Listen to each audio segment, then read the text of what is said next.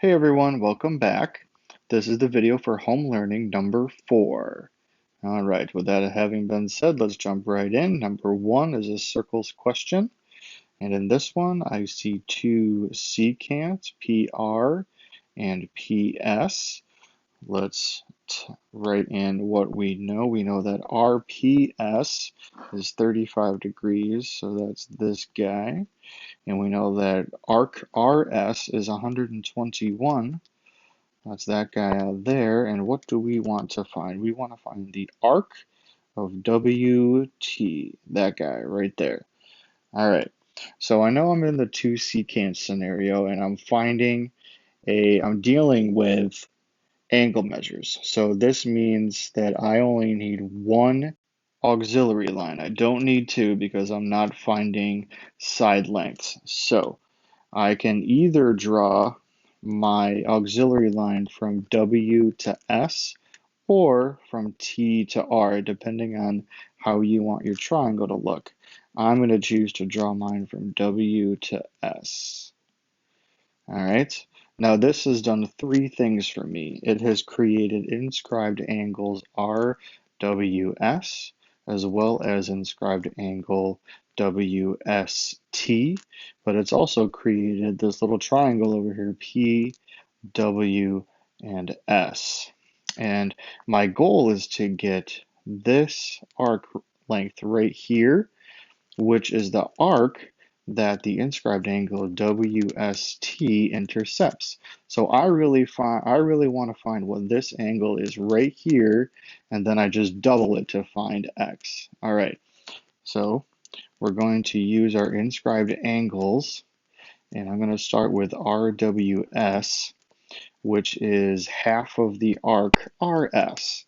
So half of 121, well, that's 60.5. 60.5. Now, angle W of my triangle, well, that's a linear pair with the 60.5 that I just found.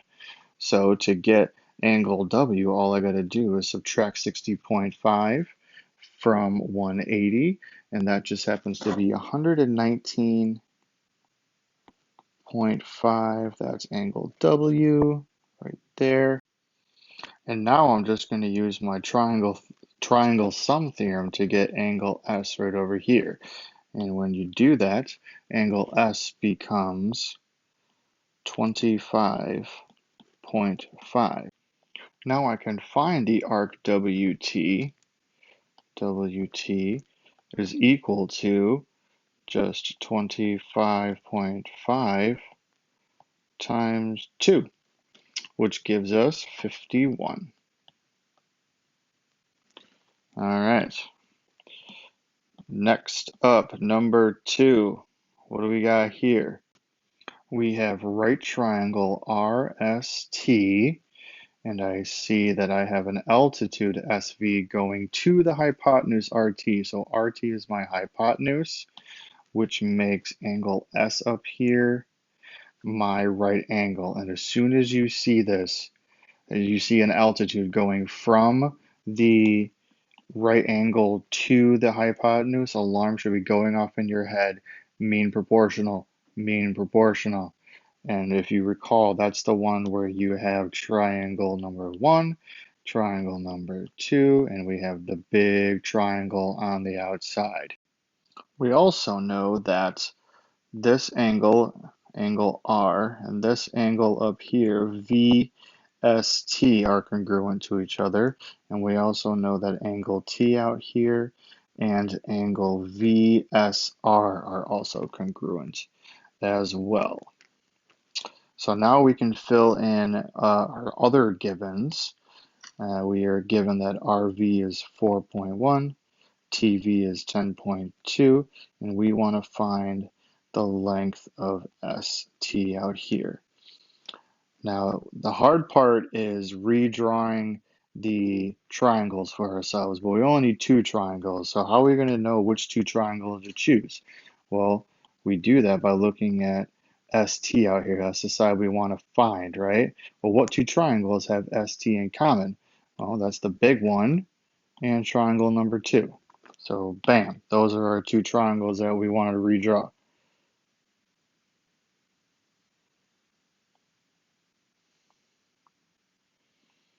Give myself a right angle, and I'm just going to redraw my congruent angles as well. And I am a big fan of writing in the letters of the vertices. I know Mr. Berg said in class that you didn't have to because you can just go off of color scheme, but I'm a big fan of writing the letters in, so I'm going to do that. So let me just write in which triangles I'm dealing with. This is the big one. This is triangle number 2. So in the big one, my right angle is at S, my blue angle is at R, and my yellow angle is at T. And triangle number 2, T is still yellow. My right angle is actually right here at V because that's where the altitude hits the hypotenuse. So this is V, and my blue angle is S. And now we just fill in the numbers that we have. So ST on both triangles is X. So there's an X over there and an X over there. And then we want RT in the big triangle. RT in the big triangle, don't forget to do this. You need to add both of these numbers down here, 10.2 and 14.1. And that gives us, 4.1. I want 14.3. This is 14.3. And then VT is going to be 10.2. 10.2. Bam. So now the hard part's done. We can see our corresponding sides and we can easily write our proportion. So I got X over 10.2 is equal to 14.3 over X. And when you cross multiply, you get X squared is equal to 145.86. That's a point. And then you take the square root of both sides and you get X is equal to 12.0772. And we are told to round to the nearest tenth. So that makes X equal to 12.1. There you go. I hope this helped. As always, be safe and be well, and I will see you next time. Bye, guys.